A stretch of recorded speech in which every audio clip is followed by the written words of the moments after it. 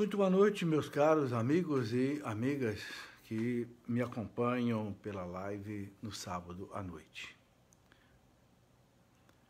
Nós estamos começando a nossa reflexão sobre o terceiro domingo da Quaresma.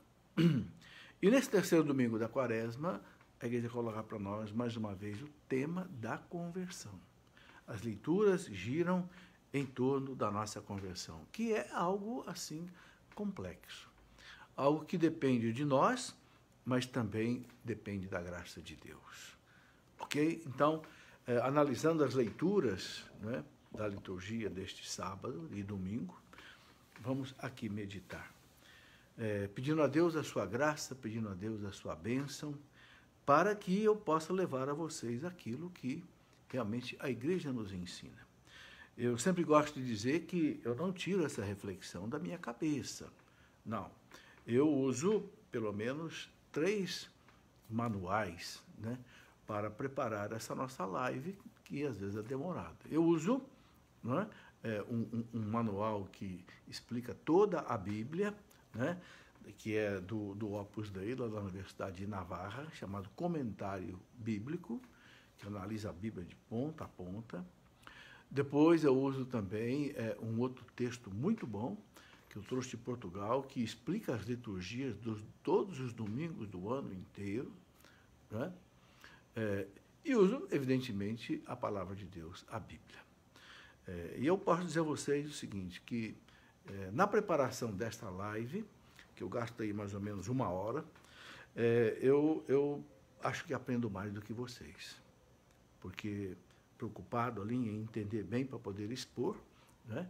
E não pensem que isso que eu vou colocar aqui é simplesmente assim, algo que eu viva tudo 100%, de jeito nenhum. O que eu vou colocar aqui, eu sei que você tem dificuldade para viver e eu também tenho a mesma dificuldade para viver. Então, não olhe para mim como alguém, né, que porque faz essa reflexão tem mais qualidade do que você, ou seja mais perfeito que você. Não, estamos no mesmo barco, né, buscando a Deus, buscando a sua graça para viver aquilo que Deus quer que a gente viva. Tá bem? Vamos rezar pedindo ao Senhor que nos dê então sua graça, sua bênção, a inspiração do Espírito Santo. Em nome do Pai, e do Filho e do Espírito Santo. Amém.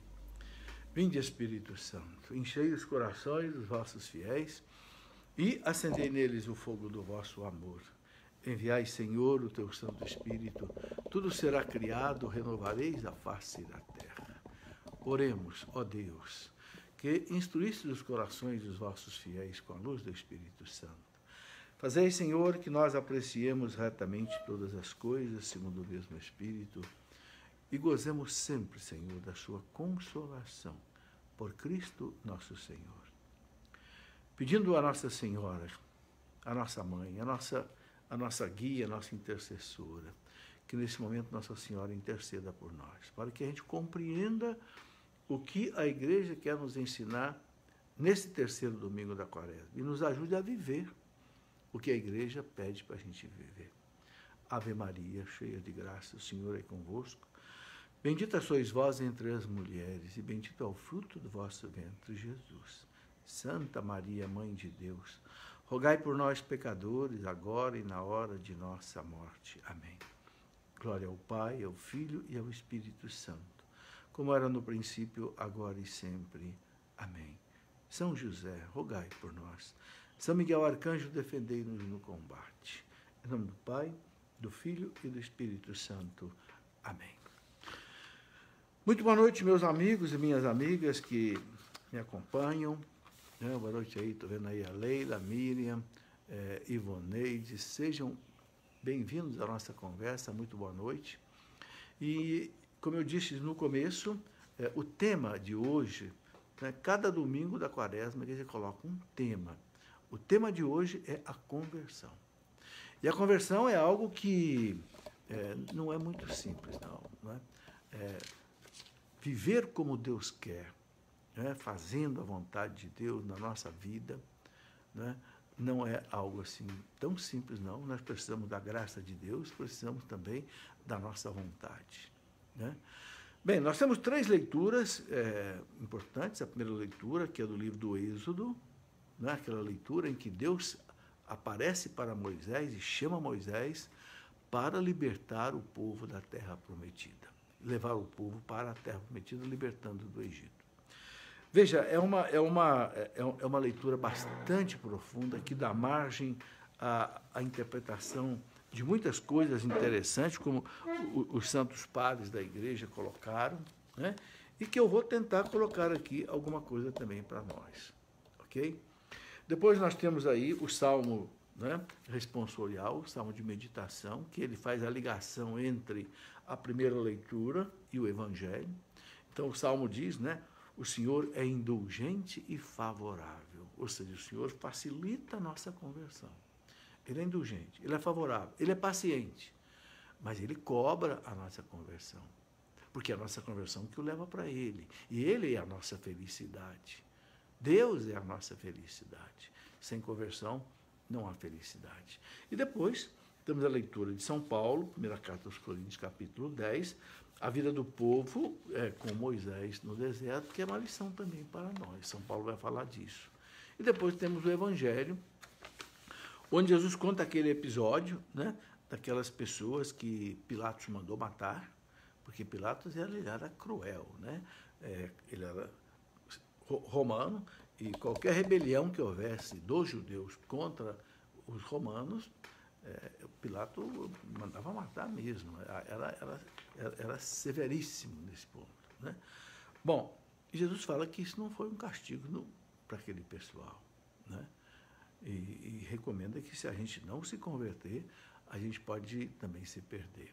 Depois fala daquela torre de Siloé, que também caiu sobre um grupo de pessoas, né?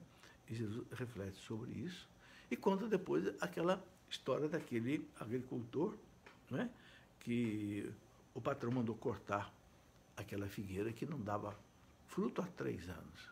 Mas o agricultor pede um tempo para ele poder fazer com que aquela planta desse tempo. É a paciência de Deus com a gente. Deus tem paciência com a gente, né? Mas essa paciência tem limite. A gente também não pode abusar da paciência e da misericórdia de Deus. Bom, eu gostaria, em primeiro lugar, de meditar, sim, bastante nessa primeira leitura, né, que é tirada do Êxodo. Êxodo, você sabe, significa saída. A palavra Êxodo, do hebraico, quer dizer saída. O povo que sai do Egito e vai para a terra prometida. É um sinal para nós, né? Saímos do mundo do pecado, da escravidão do pecado, lá a escravidão do Egito, para a liberdade dos filhos de Deus.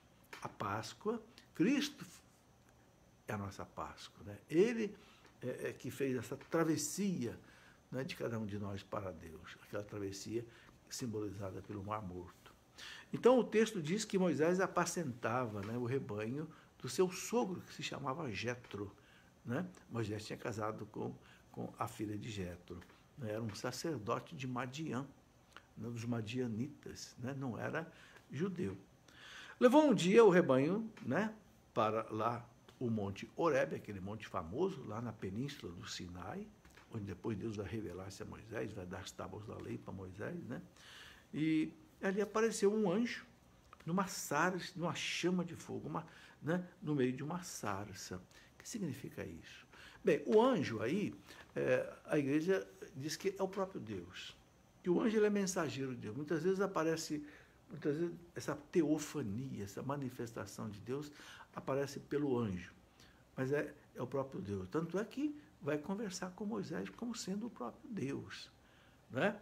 E essa sarça ardente é muito interessante, né? O Moisés olhou e viu que aquela sarça queimava, mas não se consumia, né? É a própria imagem de Deus, né? A imagem de Deus eterno, que não se consome, que não acaba nunca, né? Os padres da igreja viram nessa sarça ardente também a figura da igreja, que é queimada pelo fogo da perseguição em toda a sua história, mas que nunca é destruída, né? É interessante. E outros padres da igreja viram também nessa sarça ardente a figura da Virgem Maria, né? Que tem nela Deus eternamente. O Senhor está contigo. Deus está naquela sarça ardente. Então, essa sarça tem um significado muito profundo. A transcendência de Deus, a igreja, a Virgem Maria. Né? E Moisés notou que a sarça, então, estava em chama, mas ela não se consumia. E falou, vou aproximar dessa sarça. Quando ele aproximou, Deus disse para ele, né? Moisés, Moisés. Ele respondeu, aqui estou. Interessante isso. Quando Deus chama pelo próprio nome, e chama mais de uma vez, Moisés, Moisés, isso significa na Bíblia algo importante. Deus tem uma missão para essa pessoa que ele chama pelo nome. E Deus chama nós também pelo nome. Pode ter certeza, para uma missão. Não é? Você vê, por exemplo, quando Deus chamou lá Samuel, aquele menino que dormia lá com o sacerdote Eli, né? Samuel, Samuel. Samuel foi lá acordar Eli. O senhor me chamou? Não, volta a dormir. De novo Deus, Samuel, Samuel. O senhor me chamou? Sacerdote. Não, volta a dormir. Aí Eli percebeu e falou, se ele te chamar de novo, diga para ele, eis-me aqui. Sabe, isso é o chamado de Deus para uma missão. Né? Então, quando Deus chama pelo nome, Eli, Samuel, Samuel, Moisés, Moisés. Né? O que Moisés diz? Estou aqui. Né? Ou seja, pronto para fazer a tua vontade. Como Samuel disse lá, eis-me aqui, Senhor. E é o que nós devemos dizer também. Quando Deus chama a gente para uma missão, você percebe que Deus, como que fala seu nome. Né? Olha, vai para essa missão. É chamado para uma missão. Né? Então, Moisés, Moisés, eis-me aqui. E Deus disse, não te aproximes, tira a sandália dos pés, porque o lugar onde estás é uma terra santa. Onde Deus se manifesta é local sagrado. Inclusive, os bizantinos, né, na igreja lá do Oriente, durante muito tempo, eles participavam da liturgia descalços. Ou então vestia um sapato diferente, um calçado que não era o calçado do dia a dia, para manifestar o quê? Estou num lugar sagrado. Certo? Tira a sandália dos pés, porque o lugar onde estás é uma terra santa. E acrescentou, eu sou o Deus de seus pais, Abraão, Isaque e Jacó. O que significa isso? Os manuais explicam. Moisés ele não vai fundar uma religião nova. Não. Ele vai continuar o trabalho que Deus começou com Abraão, Isaque e Jacó. Por isso Deus fala para ele, eu sou o Deus de seus pais, de Abraão, de Isaque e de Jacó. Né? Então Moisés continua, não é um legislador novo de uma nova religião, como hoje surge religião nova para tudo que é lado. Não. Moisés está na linha de Deus. Né? E aí Moisés cobriu o rosto, pois temia olhar para Deus. Né? Porque lá o Êxodo 33, 20 diz assim, não é possível a gente ver Deus e continuar vivo. Porque a experiência de Deus é uma experiência que a gente não suportaria de ter. Então Moisés cobre o rosto. Né? E o Senhor disse, eu vi a aflição do meu povo que está no Egito, e ouvi o seu clamor, por causa da dureza de seus opressores. Interessante isso, né? Deus vê o seu povo sendo oprimido, vê a igreja sendo oprimida. Então Deus manda um mediador. Sabe, é interessante como é que Deus age na história da humanidade, na história da igreja. Sempre que a igreja teve uma situação muito difícil, né, Deus mandava alguém para socorrer a igreja. Engraçado, às vezes era um papa muito forte.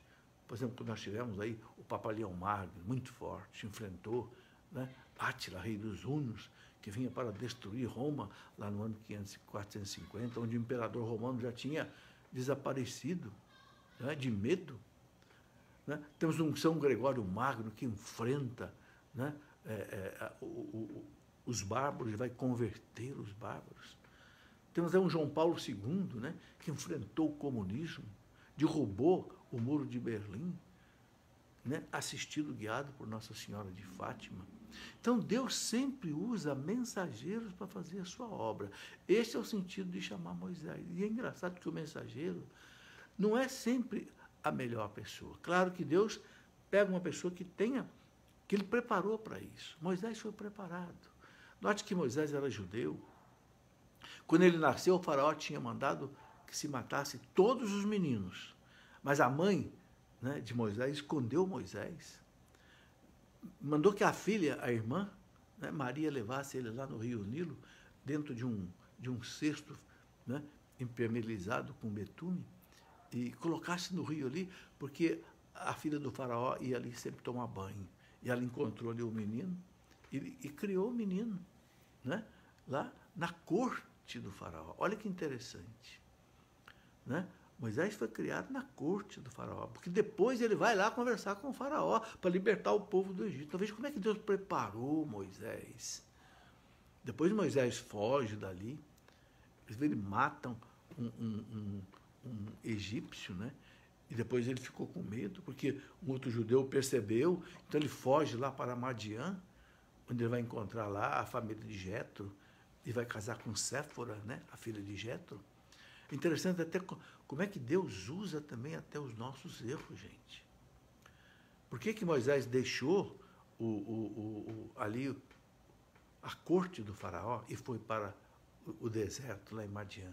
Porque ele tinha cometido um crime. Ele matou um egípcio que maltratava um judeu. Mas depois um judeu também ameaçou de denunciá-lo. E ele foge, então. Interessante como é que Deus usa até os nossos erros para usar na sua obra. É interessante isso. Então, chama Moisés. Moisés não era o mais preparado. Tanto assim que Moisés ele tinha dificuldade para falar. Alguns textos dizem que Moisés era meio gago. Ora, você chamar alguém que é meio gago para falar com o faraó que vai libertar o povo do Egito, mas aí faz uma coisa muito interessante. Deus dá um auxiliar para Moisés, a Arão. Ele diz para Arão, Arão vai te, né, assessorar nesse trabalho todo. É Arão que falava. Interessante. Bom, então Deus diz aqui, né? Sim, conheço os seus sofrimentos.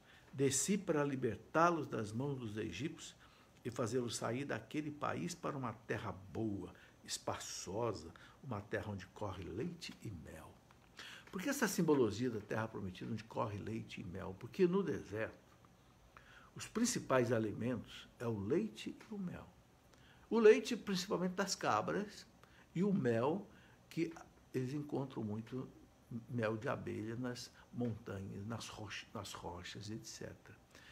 E a terra prometida, a Palestina, era uma terra onde tinha muitos povos que habitavam ali, os cananeus, os jebuseus, os filisteus, os amorreus, os madianitas. Por quê? Porque era uma terra boa. Né? Israel, né? Principalmente a parte da Galiléia, a parte da Samaria, é muito produtiva. Né? Tem o deserto da Judéia, mas tem também parte boa. Bom, Moisés disse a Deus, sim, eu irei aos filhos de Israel e lhes direi, o Deus de vossos pais enviou-me a vós. Mas se eles perguntarem, qual é o seu nome? O que eu devo responder? Porque, né, é interessante isso, né? Moisés, tá bom, eu vou lá conversar com o povo. Mas o povo vai perguntar para mim, qual é o Deus que está te mandando aqui? Porque ali no Egito havia muitos deuses. Né, Ísis, não sei o que mais. Né? Então, que é o nome? Aí, interessante, né, o que Deus responde para Moisés. Né? Deus disse a Moisés, eu sou aquele que sou. Que coisa engraçada, né? Moisés esperava um nome próprio, né? Sei, Pedro, João, Tiago. Não, Deus não dá um nome. Deus dá uma qualidade. Eu sou aquele que sou. Que em hebraico quer dizer Javé. A expressão Javé em hebraico quer dizer eu sou. Eu sou. Eu sou quer dizer o quê? Sabe, aí deram muitas interpretações para esse eu sou. Né? Eu até anotei aqui algumas, por exemplo, primeiro, Deus quer esconder seu nome. Por quê? Porque havia na antiguidade um costume que as pessoas diziam assim, se você souber o nome de Deus, você tem o poder de Deus. Era meio uma superstição. Então Deus não fala um nome. Ninguém use meu nome aí, né, como mania. Tanto é que o judeu não fala a expressão Javé. Não. Ele passou a usar a expressão Adonai, em hebraico, que quer dizer meu Senhor. Não é? No hebraico. Depois, no grego, Kyrios. No latim, Dominus, né, para Senhor. Então, o eu sou foi escrito por Senhor. Adonai, no hebraico. Kyrios no grego e no latim Dominus. Né? Dominus aí vem o domingo, o dia do Senhor. Né? É interessante. Outra coisa que Deus não fala seu nome, porque o nome de Deus é inefável. Inefável é uma palavra em português que quer dizer ninguém consegue explicar. Inefável. É um mistério. Deus é transcendente. Né? Não é possível conhecer o nome de Deus porque não é possível conhecer Deus. Deus não é humano. E outra coisa muito importante que os manuais trazem é o seguinte: quando ele fala eu sou, ele está dizendo eu tenho o ser de todas as criaturas. Só eu existo por mim mesmo. Eu não tenho princípio e eu não tenho fim. Ninguém me gerou, ninguém me criou. Eu sempre existi, sou eterno.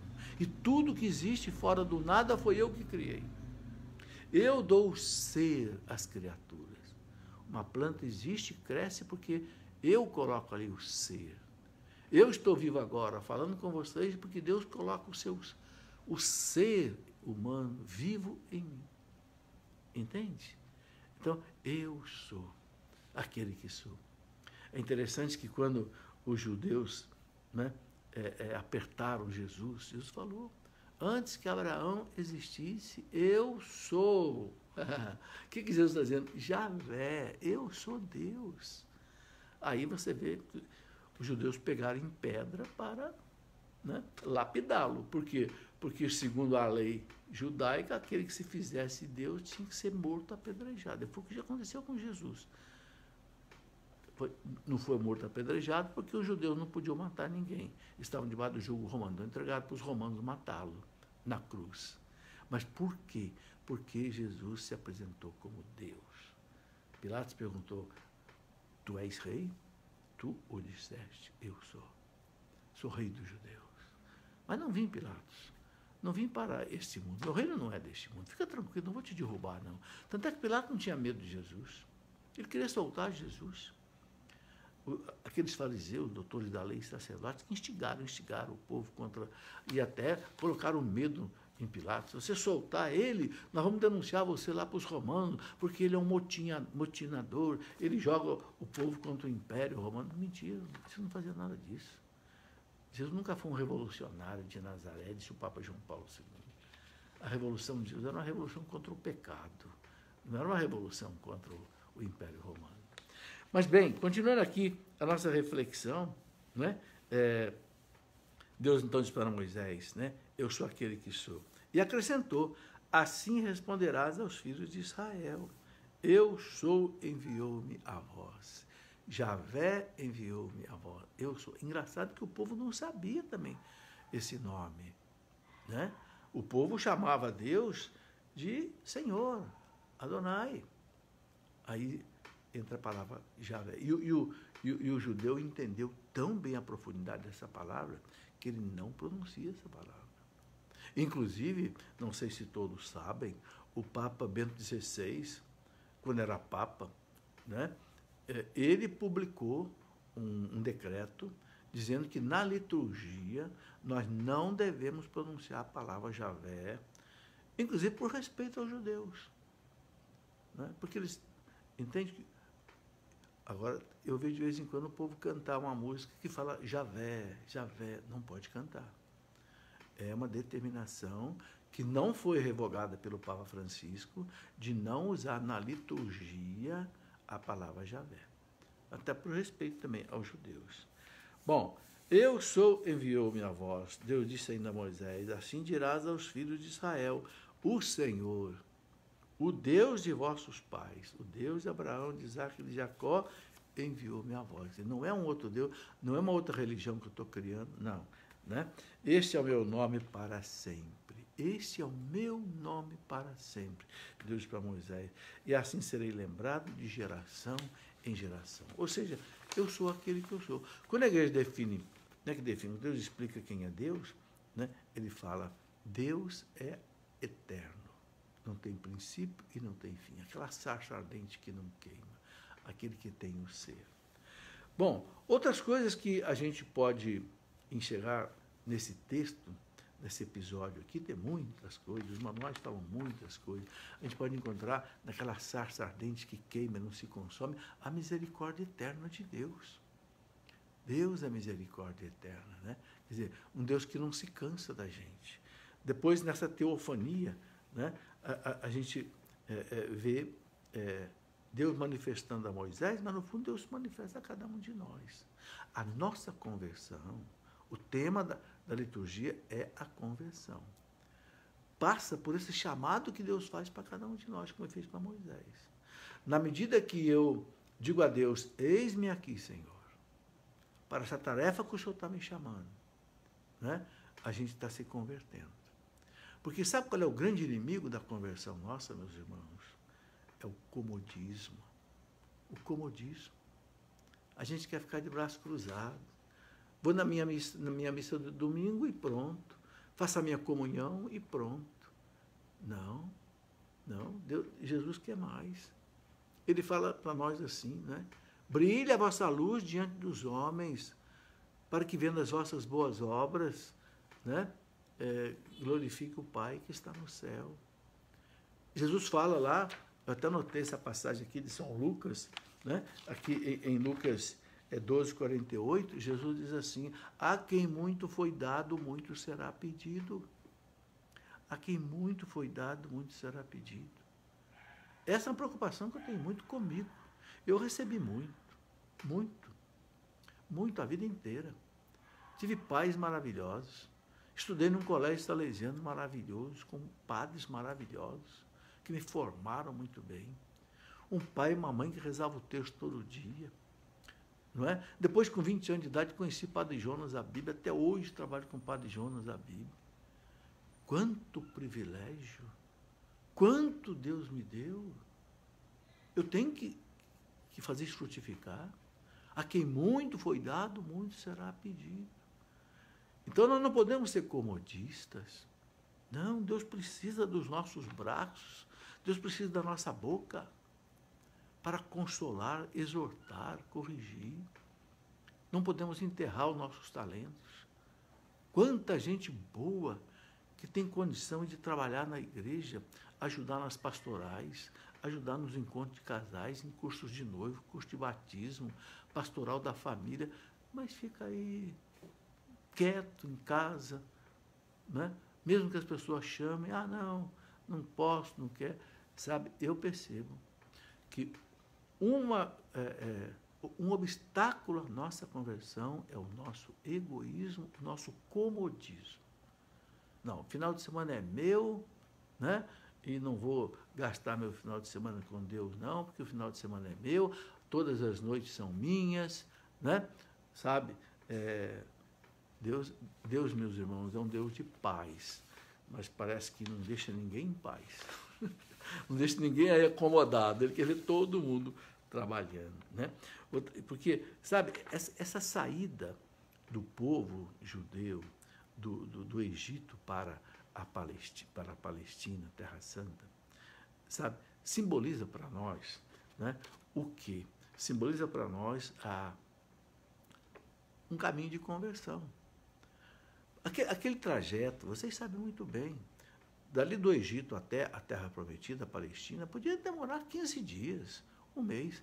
Por que aquele povo ficou rodando no deserto ali 40 anos? Por quê? Porque Deus precisava trabalhar esse povo. Deus precisava arrancar da cabeça desse povo aquela idolatria do Egito. Deus precisava mudar os costumes daquele povo. Deus precisava fazer aquele povo se desapegar de apego excessivo aos bens terrenos, para levar esse povo para uma terra nova. Deus faz isso com a gente. Dom Henrique Soares escreveu um livro, meditando o Êxodo, né? Esse livro eu tenho ele aqui comigo, nós publicamos pela nossa editora, né? A caminho da terra prometida. Dom Henrique Soares, ele pegou o livro do Êxodo e fez uma reflexão profunda assim, do que significa para nós a caminho da terra prometida. Uma reflexão em cima do Êxodo. Muito boa, inclusive, para a gente usar na Quaresma, inclusive, né? Então, está aí. Aquele povo naquele deserto, 40 anos, foi um tempo de muita infidelidade a Deus. A gente conhece aquele episódio lá, né? E que o povo se rebelava contra Deus. Deus mandou até serpentes venenosas que picassem aquele povo, e aquele povo morria. Porque cada infidelidade, Deus mostrando para ele a sua misericórdia, seus dons, aquele povo, né, se rebelava. Deus mandou o maná do deserto, mandou as codornizes para que aquele povo tivesse, inclusive, carne, mas aquele povo, cabeça dura. Né? Ali tem até aquele sinal maravilhoso, né, que Deus mandou Moisés fazer uma serpente de bronze e colocar numa haste e levantar. É o símbolo do Cristo na cruz. E Moisés disse para o povo, quem olhar para essa serpente não vai morrer da picada.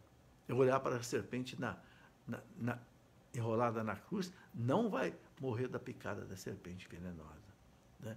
Simboliza o quê? O Cristo, né, que tira o pecado, tira o veneno do mundo na sua cruz. Bom, depois, outra coisa muito interessante que eu noto quando Deus chama Moisés aí, duas coisas. Primeiro, ele dá assistência a Moisés, depois ele dá os dons que Moisés precisa para enfrentar o faraó. Né? Quem já leu o livro do Êxodo, aquelas 10 pragas do Egito. Né? A vara de Moisés que, né, fazia milagres com aquela vara. Ou seja, isso para nós quer dizer também o seguinte, quando Deus nos chama para uma missão, Deus nos assiste, Deus nos dá os nossos dons e Deus nos prepara. A gente não pode ter medo. Sabe, uma coisa que eu posso dizer a vocês aqui, com toda a segurança, sem nenhum orgulho nem vaidade. Há 50 anos eu trabalho na igreja, graças a Deus. Conheci o Padre Jonas com 20 anos de idade e já comecei a fazer pregações e palestras com ele há 20 anos, com 20 anos de idade. Já são 50 anos e até hoje eu continuo fazendo. Olha, meus irmãos, nunca eu fui para pregar um retiro. No Brasil todo e fora do Brasil. Nunca, meus irmãos, eu voltei para casa sem cumprir a missão. Sabe, já teve oportunidade de o carro quebrar, eu perder avião, ficar meio doente, mas a coisa acontece. A coisa acontece. É aquilo que Jesus disse, eu estou convosco até o fim do mundo. Ele vai com a gente. Então a nossa conversão passa por aí. Sabe, escutar o que Deus está querendo de mim, sair do meu comodismo e fazer o que Deus está pedindo de mim. É o que tudo isso que a gente vê aqui simboliza. Né? Outra coisa que eu anotei aqui, Deus nos conduz, né? E Ele nos assiste e nos prepara. Bom, terminando aqui a primeira leitura, nós ainda temos aqui o seguinte, né? Deus disse ainda a Moisés, assim dirás aos filhos de Israel, o Senhor é quem te manda aí, né? Este é o meu nome para sempre e assim serei lembrado de geração em geração. Beleza. Depois vemos o Salmo, muito bonito, o Senhor é indulgente e favorável. O salmista diz, bendize, ó minha alma, ao Senhor. É uma oração, né? É um cântico, né, do salmista. E todo o meu ser, seu santo nome. Então, esse nome santo, Javé, que ele manifestou, que é inefável, que é transcendente, né, que é um verdadeiro mistério, né? O salmista canta, né, o nome de Deus. Bendize, ó minha alma, ao Senhor. Não te esqueça de nenhum dos seus favores. Não podemos esquecer, gente, os favores de Deus. Sabe, um simples copo d'água que a gente bebe, a gente devia dizer louvado seja Deus. Um simples copo d'água, porque quem é que fez a água? De graça. Deus preparou água para nós, sair das fontes. A única coisa que, né, não sei, a Sabesp ou outra, né, agência aí de água faz, é pegar essa água e colocar na casa da gente purificada. Mas quem faz a água gratuitamente é Deus. Quando você come uma fruta, uma banana que já vem embrulhada, você só descasca. Diga, louvado seja Deus. Obrigado, Senhor. Glória ao Pai, ao Filho e ao Espírito Santo. Sabe, o salmista diz, não te esqueça de nenhum dos seus favores. Uma fruta que você come, o arroz e o feijão que você come, né? O ar que você respira, Sim, meus irmãos, diga, louvado seja Deus. Glória ao Pai, ao Filho e ao Espírito Santo, que me dá isso. Sabe, a nossa vida vai tornando-se sagrada, né? Pois Ele te perdoa toda a culpa e cura de toda a enfermidade. Que beleza, Deus perdoa a nossa culpa. Cristo pagou com seu sangue para que a minha culpa seja perdoada. E Ele cura, né? São Pedro diz, pelas suas chagas nós fomos curados.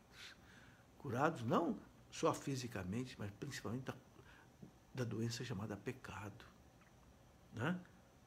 Da sepultura Ele salva a tua vida e te cerca de carinho e compaixão.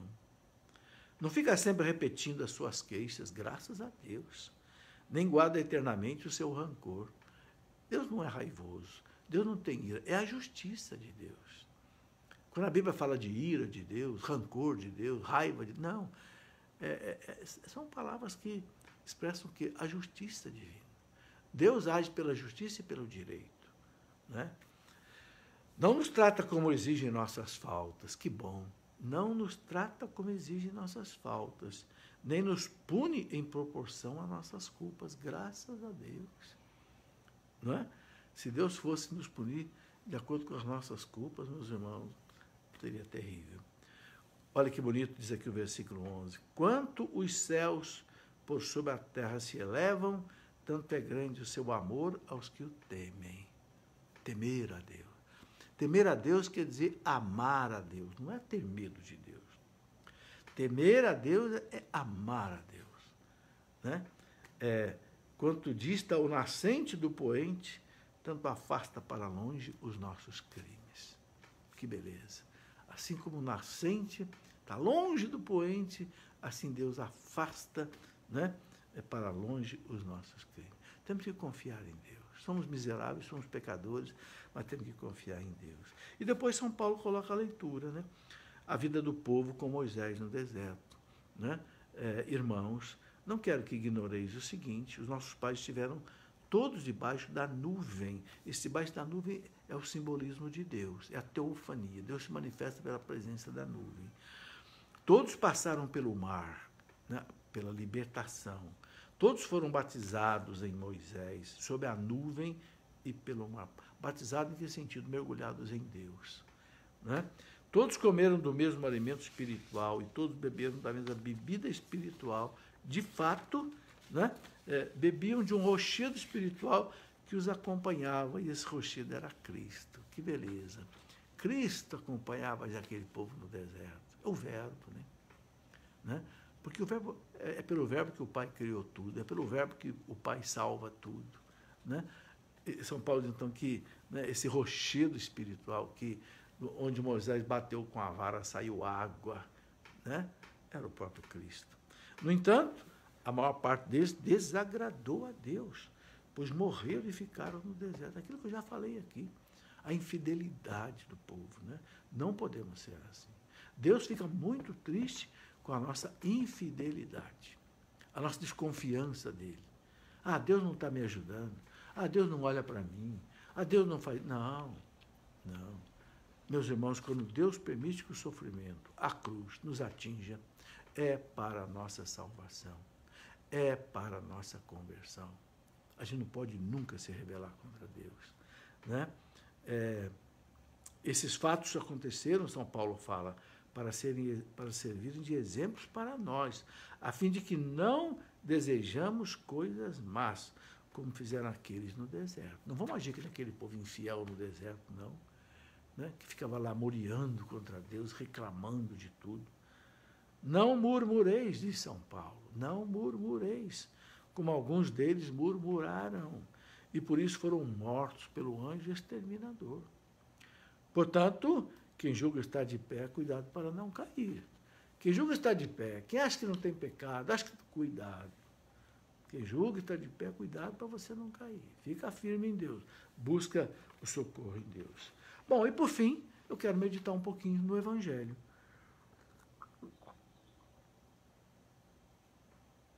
O Evangelho é muito bonito.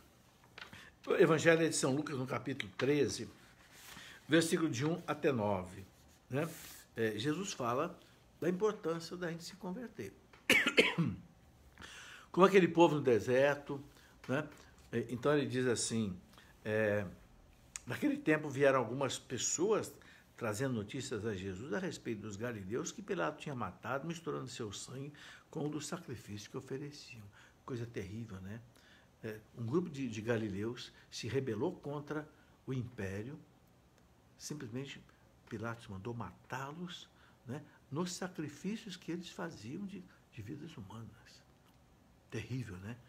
Então, Jesus lhes responde, vós pensais que esses galileus eram mais pecadores que todos os outros galileus por terem sofrido tal coisa? Não, não eram mais pecadores que os outros, não. E eu vos digo, quer dizer, não é castigo, ok?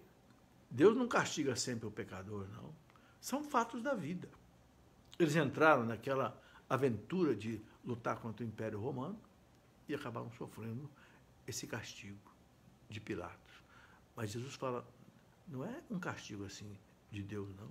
Ele diz, eu vos digo que não, mas se vós não vos converterdes, ireis morrer todos do mesmo modo. Não é simplesmente a morte terrena, é a morte eterna. Então Jesus aqui aproveita para falar, nós precisamos se converter. Né? Ele diz, e aqueles 18 que morreram quando a torre de Siloé caiu sobre eles, pensais que eram mais culpados que todos os outros moradores de Jerusalém? Eu vos digo que não. A torre não caiu em cima deles.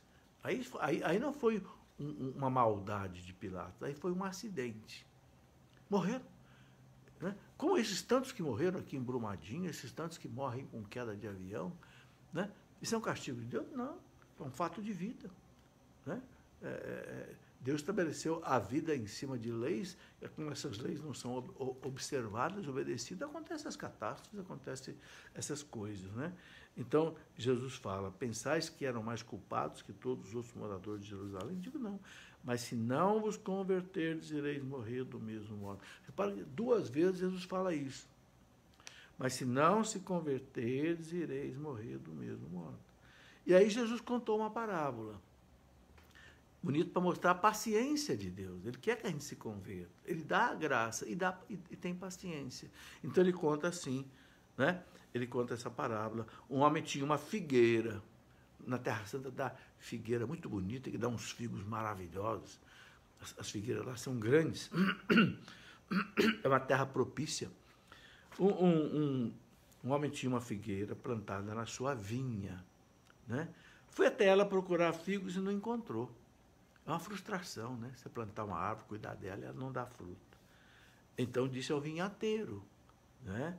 Já faz 3 anos que vem procurando figo nessa figueira e nada encontro. Corta. Né? Corta. Porque ela está sugando a terra. Ele, porém, respondeu, Senhor, deixa a figueira ainda esse ano. Né? Deixa, Senhor, mais um ano.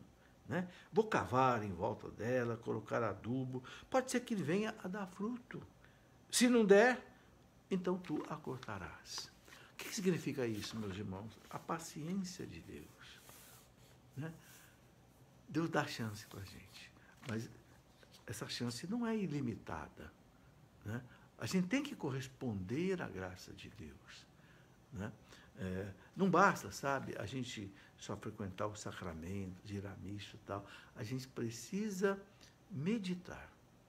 Onde eu preciso mudar a minha vida? Onde eu preciso me converter? Né? Eu escrevi um livro que eu chamei de As Virtudes e os Pecados Capitais. Será que eu não estou amarrado aí num desses 7 pecados capitais?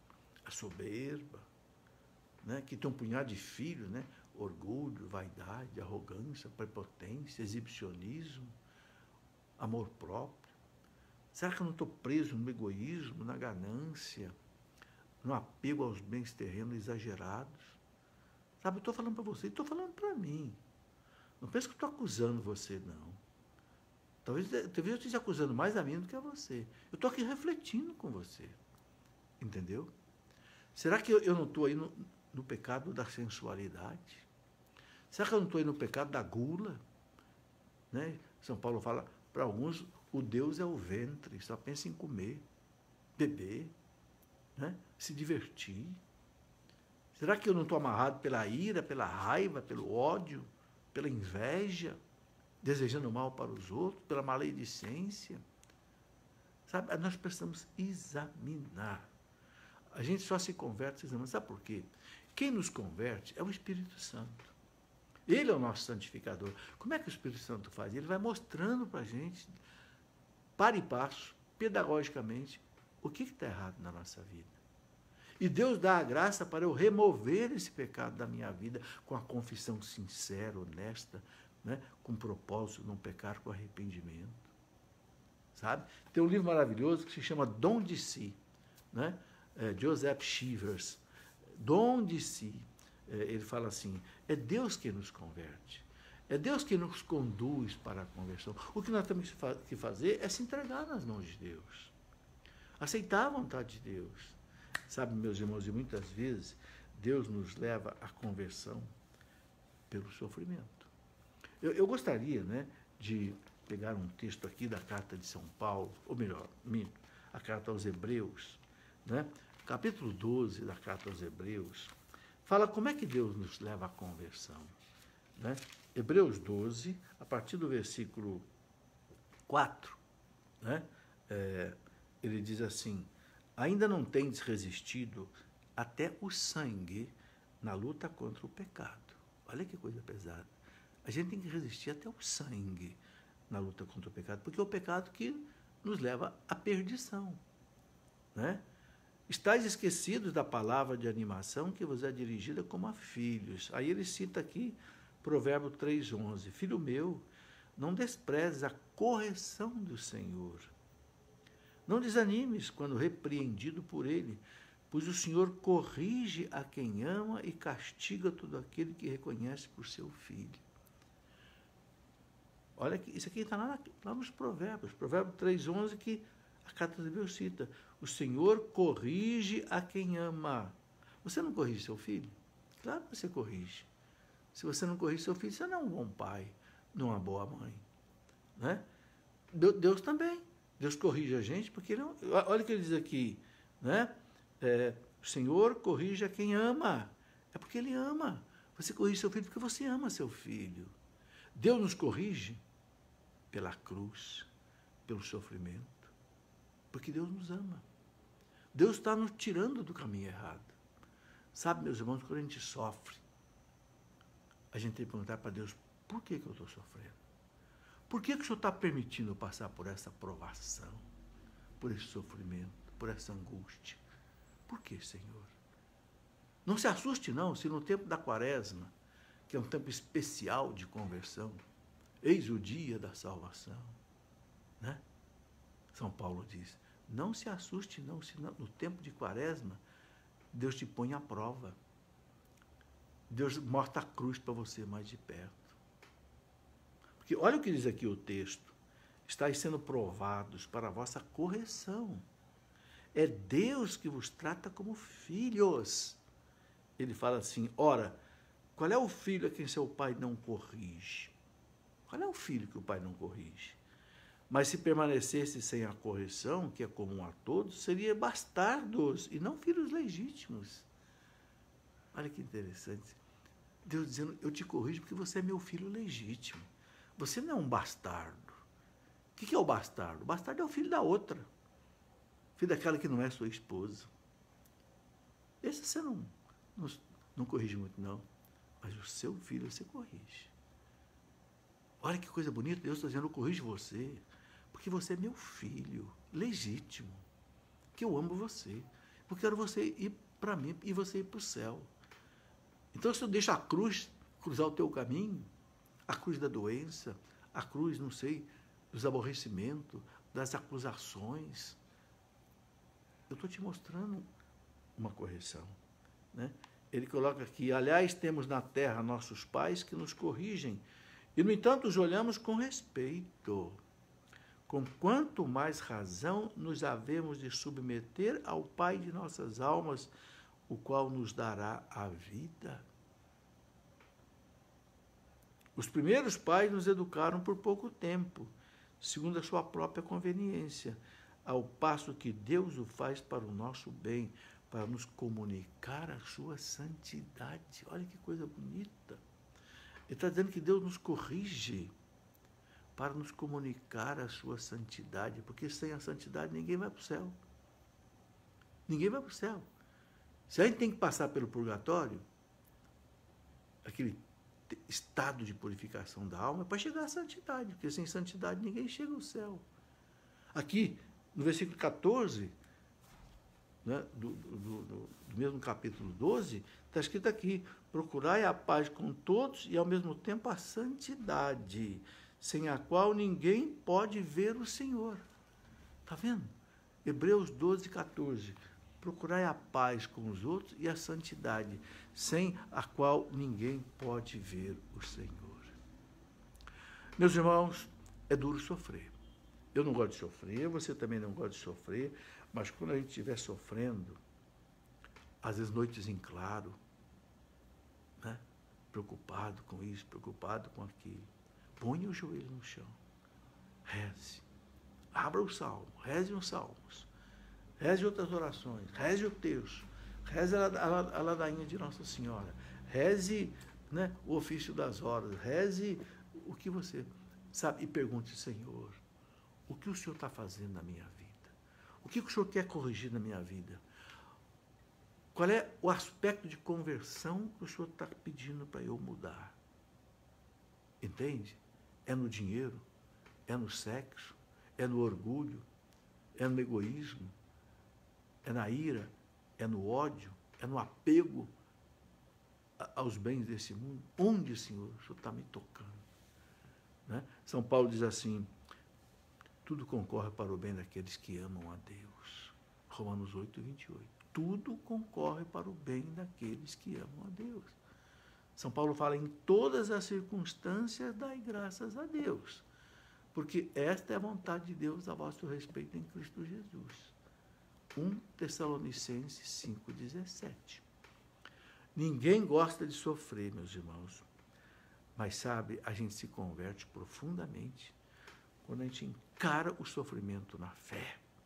Senhor, o Senhor está mudando a minha vida. Eu te bendigo por isso. Eu te agradeço por isso. Estou aqui gemendo, estou aqui sofrendo, Senhor, mas eu sei que o Senhor está fazendo uma obra em mim, uma obra de santificação. Então, louvado seja, Senhor.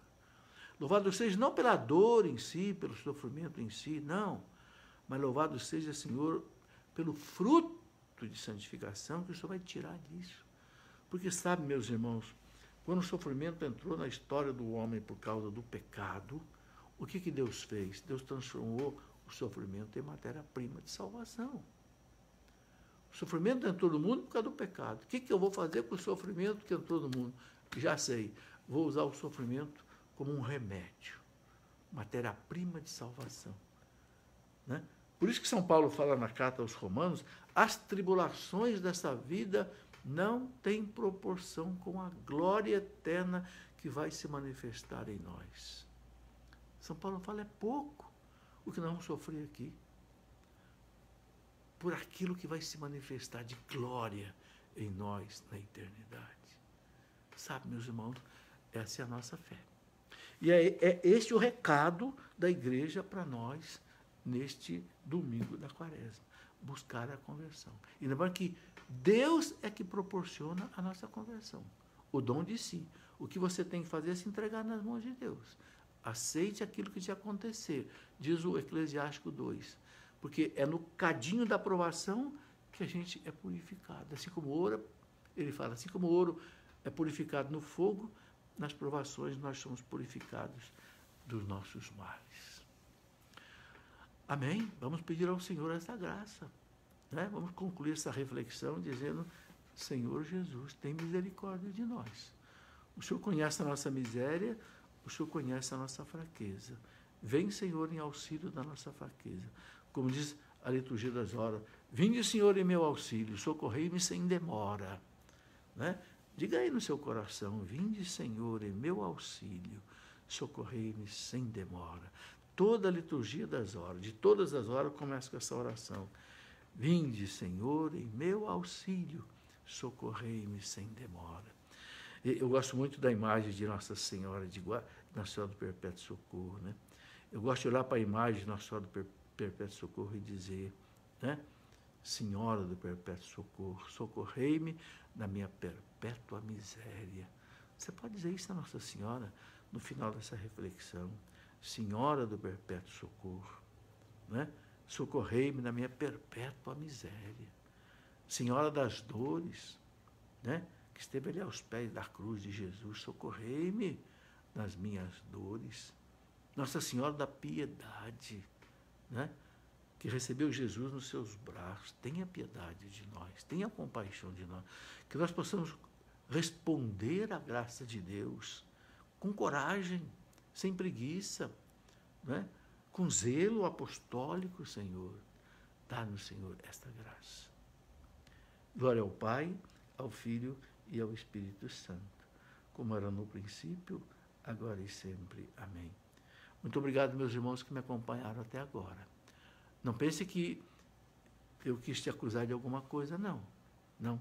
Repito mais uma vez. Antes de falar para você, eu estou falando para mim. Você pode ter certeza que eu faço uma reflexão muito mais profunda do que você. Sabe por quê? Porque eu faço 2 vezes a reflexão.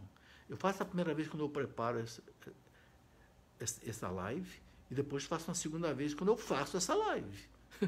Então eu falo para mim 2 vezes. Ok? Que Deus te abençoe.